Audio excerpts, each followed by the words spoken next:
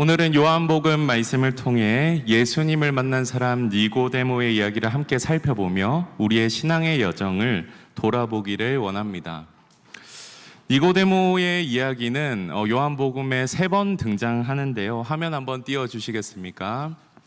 네, 3장, 7장, 19장 이렇게 3번 등장합니다. 첫 번째는 3장에서 이 니고데모가 밤중에 예수님을 찾아갔을 때고, 7장에서는 그가 사내들인 공회원으로서 유대 당시 최고의 법원에 그 바리새인들과 또 공회원들과 함께 있을 때고, 마지막으로 19장에서는 예수님의 장례를 아리마대 요셉과 함께 준비할 때였습니다.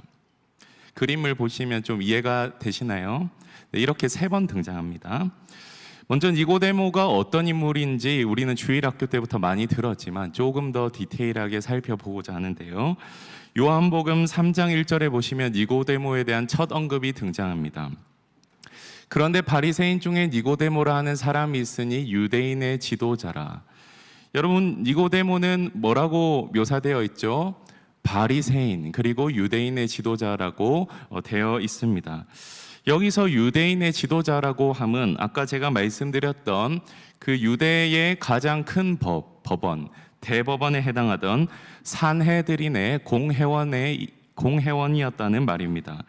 여러분, 니고데모가 산헤드린에 소속되었다라는 말은 그의 사회적 지위가 매우 높았음을 보여주고요.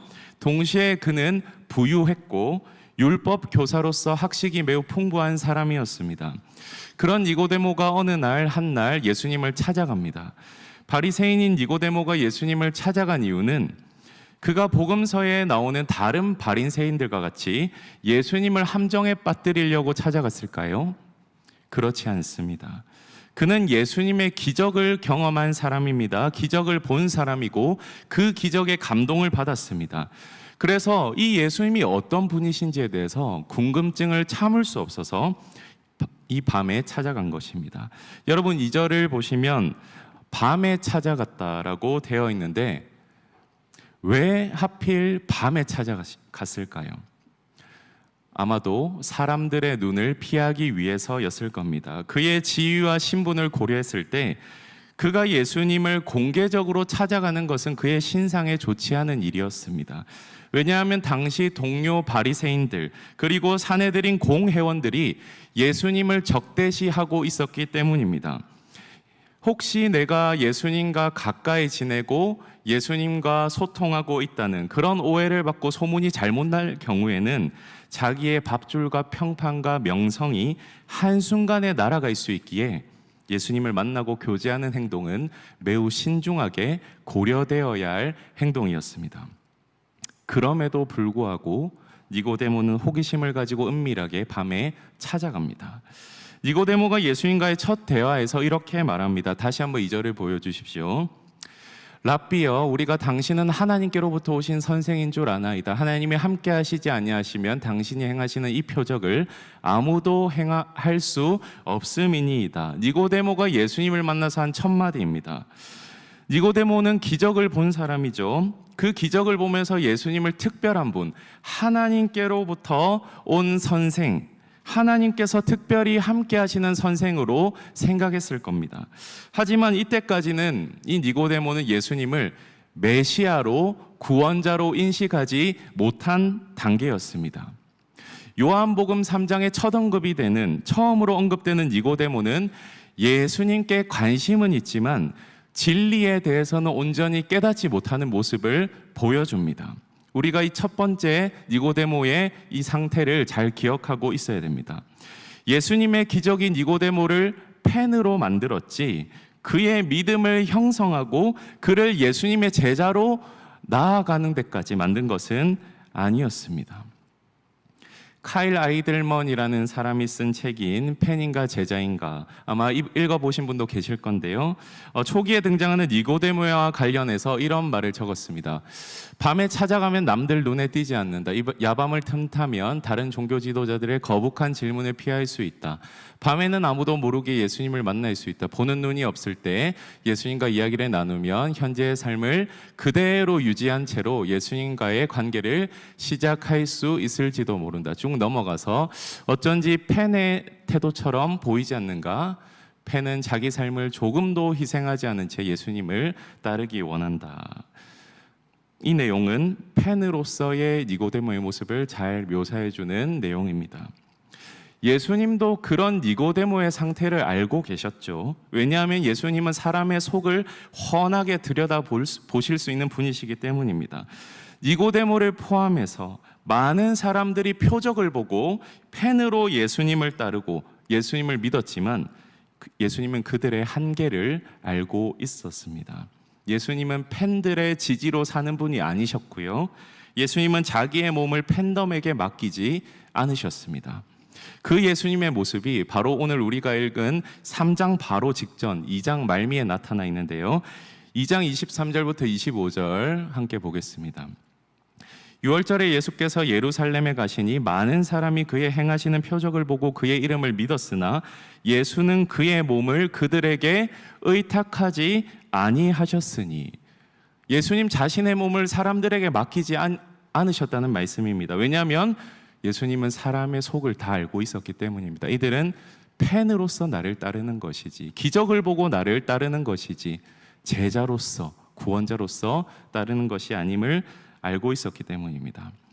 예수님은 연약한 인간에게 자신의 몸을 의탁하시기보다 오히려 그 연약한 인간의 한계를 잘 알고 계시는 분이시고, 동시에 그 한계를 뛰어넘을 수 있도록 그들을 구원하시는 분이십니다. 3절을 보면 예수님께서 대화의 초점을 표적과 특별한 선생인 자기로부터 니고데모로 바로 돌리시는 것을 볼 수 있습니다. 얼른 대화의 주제를 전환시키시는 것이죠. 왜냐하면 니고데모에게 필요한 본질적인 문제인 거듭남에 대해서 다루는 것이 시급했기 때문입니다. 예수님이 중요하게 여기시는 것은 이 니고데모에 관한 사항이었습니다. 뭐라고 말씀합니까? 3장 3절에 사람이 거듭나지 아니하면 하나님의 나라를 볼 수 없느니라. 본질적인 질문을 던지시죠. 니고데모는 예수님의 말씀을 문자 그대로 받아들이고 이렇게 질문을 합니다. 4절 보여주십시오. 니고데모가 이르되 사람이 늙으면 어떻게 날 수 있사옵나이까? 예수님이 너가 거듭나야 된다라는 이 질문에 대해 이렇게 대답하는 것이죠. 사람이 늙으면 어떻게 날 수 있사옵니까? 두 번째 모태에 들어갔다가 날 수 있사옵니까? 예수님의 말씀을 전혀 이해하지 못하는 니고데모의 말입니다. 여기서 예수님께서 말씀하시는 이 거듭남은, 다시 나야 한다는 이 말씀은 육체적인 재탄생이 아니라 영적 재탄생을 의미하는 것이죠. 여러분, 헬라어로, 우리가 신약 성경에 헬라어로 쓰여 있는 거 다 알고 계시죠? 거듭나다라는 이 단어의 헬라어는 다시 태어나다라는 의미도 있지만 위로부터 태어나다라는 의미도 가지고 있음을 기억하셔야 됩니다. 이 거듭나다의 헬라어는 위로부터 태어나다라는 그런 의미도 가지고 있습니다. 예수님은 이 단어를 사용하시면서 인간이 새로운 영적인 생명을 얻기 위해서는 하나님으로부터, 위로부터 영적 재탄생을 경험해야 함을 강조하시는 겁니다. 거듭나야 한다. 이 말씀을 통해서요. 여러분, 이 예수님의 말씀, 니고데모에게만 하시는 말씀이 아니라 우리에게도 동일하게 적용되는 말씀임을 기억하시기 바랍니다. 이런 질문을 던지셔야 됩니다. 과연 나는 하나님 나라에 들어갈 수 있는 거듭난 자인가? 여러분 한번 생각해 보십시오. 나는 위로부터 난 자인가? 나는 영적으로 새롭게 태어난 자인가? 이 본질적인 질문을 나 자신에게 던져보시기 바랍니다. 신앙생활에 있어서 교회에 몇십 년 다녀도 이 질문 던지지 않고 고민하지 않는다면 아무 소용이 없습니다. 꼭 생각해 봐야 할 문제라는 것이죠. 여러분, 계속해서 말씀을 통해서 이 질문에 대한 대답을 생각해 보기를 원하는데, 예수님은 이 니고데모의 말, 엄마 뱃속에 다시 들어갔다 나와야 되냐? 이 우스꽝스러운 대답에 반응하시며 이렇게 다시 한번 말씀하십니다. 5절을 보십시오. 사람이 물과 성령으로 나지 아니하면 하나님의 나라에 들어갈 수 없느니라. 물과 성령으로 나지 아니하면, 여러분이 물과 성령으로 나지 않는다, 무슨 말일까요? 지금까지 다양한 해석이 있어 왔지만 이렇게 이해하시면 됩니다. 아까 등장했던 위로부터 난다, 거듭난다, 위로부터 성령으로 하늘의 일로, 하늘로부터 새롭게 태어난다, 이런 말과 동일하게 이해하셔도 무방합니다. 물과 성령으로 태어난다, 복잡하게 생각하실 필요가 없습니다. 즉 하나님의 나라에 들어가기 위해서는 성령께서 사람을 영적으로 새롭게 태어나게 하심으로 말미암아 가능하다라는 말입니다. 당시 많은 바리새인들은 유대인으로만 태어나는 것으로 하나님 나라에 들어갈 자격이 있다고 믿었습니다. 배교를 하거나 특별한 악행을 저지른 자들을 제외하고는 모든 유대인들이 그 나라에 들어갈 것이다 라고 주장했습니다. 동일하게 니고데모도 이런 생각을 했겠죠. 그런데 예수님은 그런 생각은 틀렸다라고 말씀합니다. 예수님께서는 유대인이라 하더라도 위로부터 나지 아니하면, 물과 성령으로 나지 아니하면, 다시 태어나지 아니하면 하나님의 나라를 볼 수 없다, 하나님 나라에 들어갈 수 없다라고 말씀하신 것이죠. 6절 7절을 볼까요? 육으로 난 것은 육이요 영으로 난 것은 영이니 내가 내게 거듭나야 하겠다 하는 말을 놀랍게 여기지 말라. 이 예수님의 말씀, 영으로 난 것은 영이니, 이 예수님의 말씀은 유대인으로 태어난 니고데모도 동시에 우리에게 적용할 때, 태어날 때부터 믿고 자라나는 모태 교인이라고 할지라도 자연스럽게 자연적으로 하나님 나라에 들어갈 수 없다라는 말씀입니다. 자연적으로 하나님 나라에 들어간다는 잘못된 생각에 제동을 거는 예수님의 말씀입니다.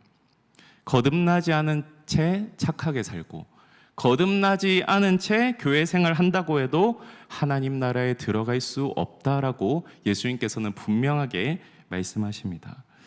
그러면 우리는 어떻게 하나님 나라에 들어갑니까? 어떻게 하나님 나라를 볼 수 있습니까?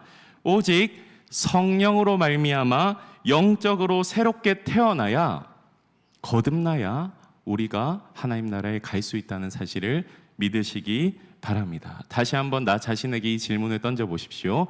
나는 과연 거듭난 사람인가? 질문해 보시기 바랍니다. 이어서 예수님께서 8절에 이렇게 말씀하십니다. 바람이 임의로 불매 네가 그 소리는 들어도 어디서 와서 어디로 가는지 알지 못하나니 성령으로 난 사람도 다 그러하니라. 여러분, 우리는 바람이 어디로부터 불어오고 어디로 흘러가는지, 어디로 가는지 알 수 있습니까?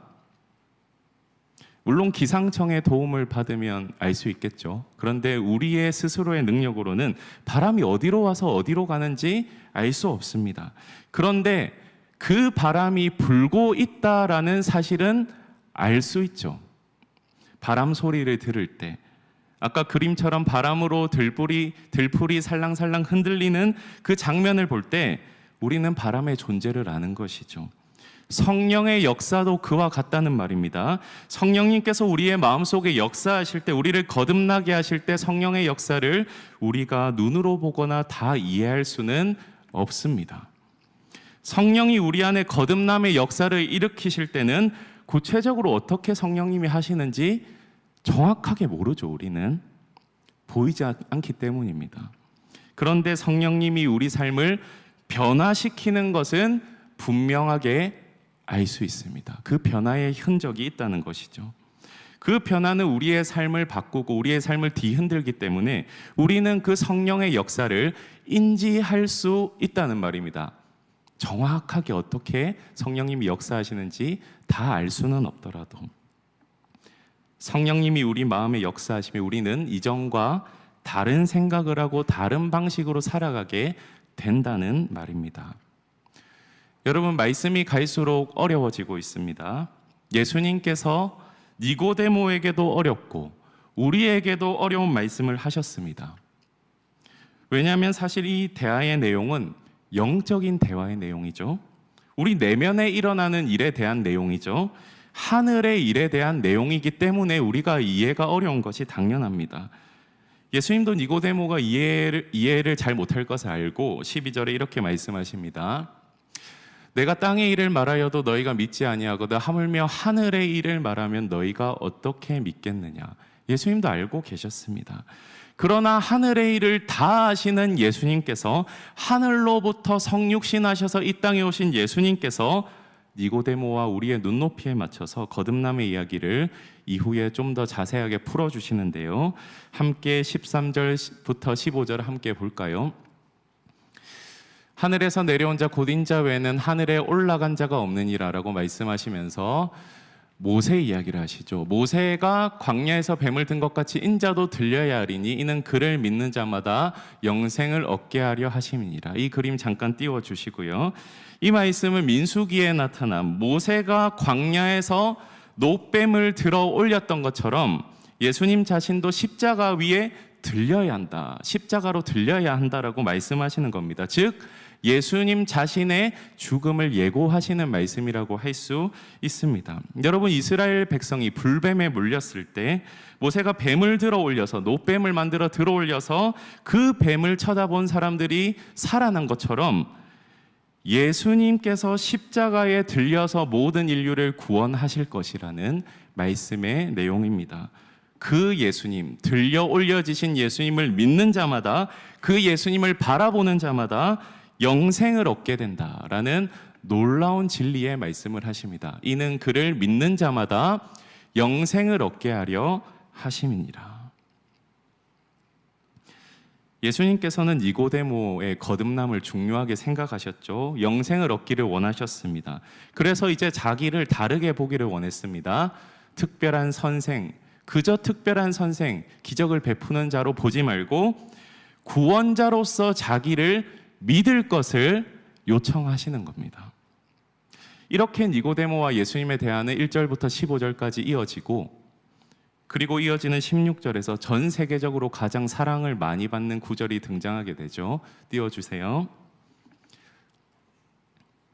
네, 제가 그림을 준비했는데, 네, 보시면 바로 요한복음 3장 16절 말씀입니다. 네, 가장 이제 세계에서 유명한 구절이다라고 하죠.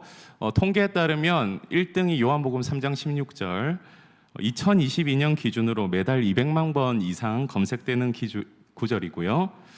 인스타그램에서 해시태그로 25만 개 이상 게시물에 사용된 구절이고, 틱톡에서도 이 구절이 있는 비디오가 5,590만 번 조회되었다라는 통계가 있습니다.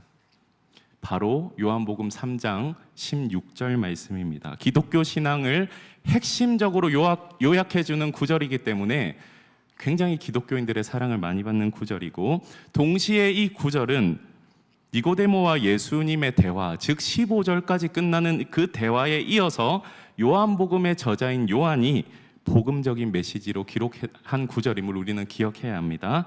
함께 이 유명한 구절 함께 읽어볼까요? 시작. 하나님이 세상을 이처럼 사랑하사 독생자를 주셨으니 이는 그를 믿는 자마다 멸망하지 않고 영생을 얻게 하려 하심이라. 아멘. 이 유명한 구절은 하나님이 자기에게 가장 소중한 최고의 선물인 독생자 예수님을 주심으로 우리를 얼마나 사랑하시는지 드러내는 구절입니다. 그리고 그 독생자 예수님을 믿는 자는 영생을 얻게 될 것이다. 즉 믿음으로 얻는 구원을 요약적으로 말씀해 주는 구절입니다. 즉 우리가 1절부터 16절의 이 본문의 흐름을 쭉 따라 읽으면 예수님을 믿는다는 것은 거듭났다는 말이며 위로부터 영적으로 새롭게 태어났다라는 말이며 성령의 역사로 일어나게 된 일임을 예수님과 니고데모의 대화를 통해서 알 수 있습니다. 여러분, 다른 어떤 착한 일로, 선행으로, 모태 교인의 신분으로, 교회에 출석 도장 찍는 행위로도 영생을 얻지 못하고 오직 예수 그리스도를 믿음으로 구원받고 하나님 나라에 들어갈 수 있고 영생을 얻게 된다라는 이 놀라운 진리의 말씀을 아멘으로 받으시기 바랍니다. 아마 이 대화 가운데서 니고데모는 이제 깜짝 놀랐겠죠. 충격으로 다가왔을 겁니다.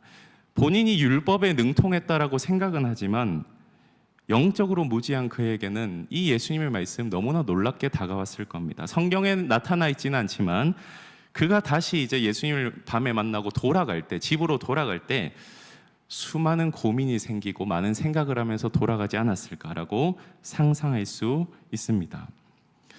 은밀한 밤에 예수님을 찾아온 니고데모, 단지 예수님을 특별한 선생이라고 여긴 니고데모는 그렇다면 그의 두 번째 등장에서는 어떤 모습으로 과연 나타날까요? 요한복음 7장에서 그가 두 번째로 등장합니다. 아까 어떤 장면이라고 했죠? 사내들인 공회 가운데 동료 바리새인들과 대제사장들과 함께 있었습니다. 7장 본문을 쭉 보면 이런 내용이 있습니다. 예수님을 잡아오라라고 사내들인 사람들은 얘기했는데 이제 아랫사람들을 시켜서 이제 잡아오라고 했죠. 그런데 예수님을 잡아오지 못한 채 이 아랫사람들이 돌아옵니다. 그 모습을 본 사내들인 공회 사람들은 왜 예수를 잡아오지 않았느냐라고 질책하죠. 아랫사람들이 뭐라고 대답합니까? 그 사람이 말하는 것처럼 말한 사람은 이때까지 없었습니다 라고 얘기를 합니다. 무슨 말입니까? 예수님의 말씀에 놀라운 권위가 있음을 느끼고 감히 잡아올 수 없었다는 것이죠. 그러니 공회원들은 화가 나는 것이죠. 이렇게 말합니다. 너희도 미혹되었느냐? 그 나사렛 이단에 미혹되었느냐? 이 율법을 알지 못하는 무리는 저주를 받을지어다 라고 말하며 험한 말을 내어 쏟습니다.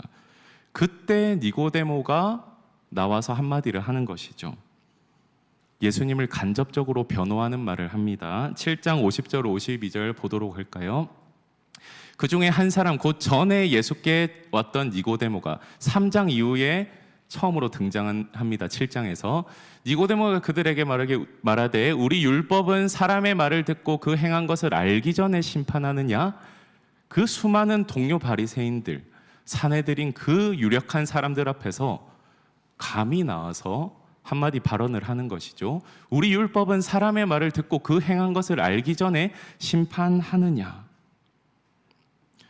예수를 섣불리 판단하지 않을 것을 얘기하는 겁니다. 니고데모가 예수에 대한 믿음을 직접적으로 표현하지 않았음에도 불구하고 바리새인들과 그 주변 사람들은 즉시 의심을 품고 니고데모를 공격하죠. 뭐라고 말합니까? 너도 갈릴리 사람이냐? 성경을 탐구해봐라. 갈릴리에서 선지자가 나오는 일이 없다라고 말하며 니고데모에게 모욕적인 발언을 합니다. 너도 갈릴리 사람이냐? 이 발언 자체가 니고데모에게는 모욕적으로 들릴 수 있는 발언입니다. 여러분, 이 7장에 나오는 두 번째 장면에서 우리는 니고데모의 변화를 감지할 수 있죠. 여러분, 어떤 변화인지 좀 감지가 되십니까? 그가 아직 공개적으로 예수님을 따르는 것은 아니었지만 그의 마음속에는 예수님을 향한 믿음이 자라고 있었음을 보여주는 장면입니다. 니고데모가 이 대화에서 자신의 신앙을 완전히 공개적으로 드러내지는 않았지만 그는 예수님을 위한 발언을 함으로써 자신의 명예와 지위를 걸고 동료들 앞에서 예수님을 옹호했음을 보여주는 장면입니다. 이 장면은 니고데모의 신앙이 초기의 은밀한 단계에서 점차 공개적인 신앙으로 점차 발전하고 있음을 암시하고 있는 것이죠. 다음으로 니고데모에 대한 마지막 언급은 요한복음 19장에 나타나 있는데요. 예수님이 십자가에 달려서 돌아가신 후에 니고데모는 아리마대 요셉과 함께 예수님의 시신을 장례를 치르고 장사를 지내죠. 로마법에 따르면 처형된 범죄자들의 시신은 보통 가족에게 넘겨졌다라고 합니다. 그런데 반역죄로 십자가에 못 박힌 경우는 예외였다고 하는데요. 그 시신은 반역죄로 십자가에 못 박힌 시신은 극도의 모욕과 수치를 당하며 방치되는 것이 일반적이었다라고 말합니다. 반역죄로 십자가에 달려 돌아가신 예수님의 시신도 그런 수순을 밟고 방치되는 것이 마땅한데 그때 아리마대 요셉이 등장하는 것이죠. 성경에 뭐라고 이 사람을 설명합니까? 그는 부자이자 존경받는 공회원으로, 니고데모와 비슷한 배경 가지고 있죠. 예수님의 은밀한 제자였으나 두려움 때문에 자신의 신앙을 드러내지 못하는 인물이었습니다. 니고데모와 비슷한 느낌을 가지고 있습니다. 그런 그가 총독 빌라도를 찾아갑니다. 빌라도를 찾아가서 내가 예수님 이 시체를 가져가겠습니다라고 요청했고, 예수님의 장례를 이제 준비하는 모습을 통해서 그의 신앙은 공개적으로 드러나게 되는 것이죠. 동시에 이 아리마대 요셉과 함께 나타나는 인물이 누구죠? 바로 니고데모입니다. 3장과 7장 다음에 세 번째로 등장하는 이 장면, 19장 39절부터 40절 함께 볼까요? 일찍이 예수께 밤에 찾아왔던 니고데모도, 계속해서 니고데모 7장에서도 설명할 때 수식어를 붙이죠. 예수님 찾아왔던 니고데모, 수식어가 붙고요. 이 니고데모도 모략과 침향 섞은 것을 100리트라쯤 가지고 온지라 이에 예수의 시체를 가져다가 유대인의 장례법대로 그 향품과 함께 세마포로 쌌더라. 니고데모의 마지막 등장은 짧은 구절이지만, 두 절에 걸친 구절이지만 우리는 니고데모의 신앙 여정의 변화를 또 감지할 수 있는 것이죠. 니고데모가 예수님의 시체에 사용한 이 많은 양의 향료, 100리트라는 엄청나게 많은 양이거든요. 왕의 장례에 쓰일 법한 양입니다. 이 정도의 양의 향로를 예수님의 장례에 사용한 니고데모의 행동을 통해서 우리는 이 니고데모가 예수님을 깊게 사랑했고 깊은 존경을 가지고 했던 행동임을 우리는 알 수가 있습니다. 더 나아가서 이 니고데모의 행동은 그가 예수님을 선생으로 여기는 것을 넘어서 이제는 그 예수님을 구원자로서, 메시아로서 여기고 예수님의 죽음을 매우 중요하게 여기는 행동이었다라고 이해할 수 있습니다. 동시에 또 어떤 것을 알 수 있습니까? 이 니고데모의 행동은 더 이상 은밀한 신앙이 아니라, 3장에 나타났던 은밀한 모습이 아니라 공개적으로 예수님의 제자로 변화되었음을 보여주는 마지막 장면입니다. 그동안 은밀하게 예수님 섬겨왔는데 이제는 그의 믿음을 공개적으로 드러내면서 예수님의 장례를 이제 앞장서는 일에 아리마대 요셉과 함께 이제 움직였다는 것입니다. 칼빈은 요한복음 주석에서 니고데모 이런 변화에 이렇게 평가합니다. 이렇게 얘기합니다. 그는 비록 처음에는 빛 가운데로 나오기를 두려워하여 은밀히 예수님을 찾아왔지만 점차 담대함을 얻어 마침내는 그리스도를 공개적으로 시인하는 데 이르렀다라고 칼빈도 요한복음 19장을 보면서 주석을 하는 것이고, 아까 우리가 봤던 팬인가 제자인가 책에서도 이렇게 말하죠. 니고데모는 더 이상 숨은 팬이 아니었다. 그는 이제 제자로 거듭난 것이다. 이것으로 니고데모에 관한 성경의 기록은 끝이 난다. 하지만 기독교 전승에 따르면 그는 1세기에 어느 날 순교했다고 한다. 사랑하는 여러분, 우리는 요한복음에 나타난 이 니고데모에 대한 언급 세 가지 장면으로 살펴보았습니다. 첫 3장 외에는 7장과 19장에는 아주 짧게 니고데모에 대한 기록이 남겨져 있지만 우리는 이 3장, 7장, 19장에 그때마다 나타나는 니고데모의 모습을 통해서 그의 신앙 여정이 어떻게 흘러갔고 어떻게 변화되었는지 알 수 있었습니다. 요한복음에서 그는 어떤 인물로 그려집니까? 한마디로 점진적으로 신앙이 성장하는 인물로 그려집니다. 점진적으로 신앙이 성장하는 인물로 그려집니다. 처음에는 예수님에 대해서 조심스럽고 탐구적인 모습으로 다가왔지만 시간이 지남에 따라서 그의 믿음은 점점 공개되고 깊어졌다는 것을 알 수 있고요.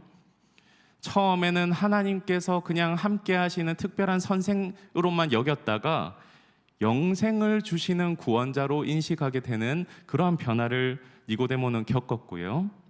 처음에는 예수님 베푸신 기적에만 초점을 맞추었지만 이제는 예수 그리스도를 믿는 믿음과 거듭남에 집중하는 사람이 되었고, 마지막으로 팬에서 제자로의 변화가 일어나고 자신의 명예와 지위를 내려놓고 예수님을 따르고 헌신하는 제자로서의 삶을 살기로 결단한 그 모습을 우리는 그 변화를 볼 수 있습니다. 그런데 어떤 계기로 변화가 일어났음을 알 수 있나요?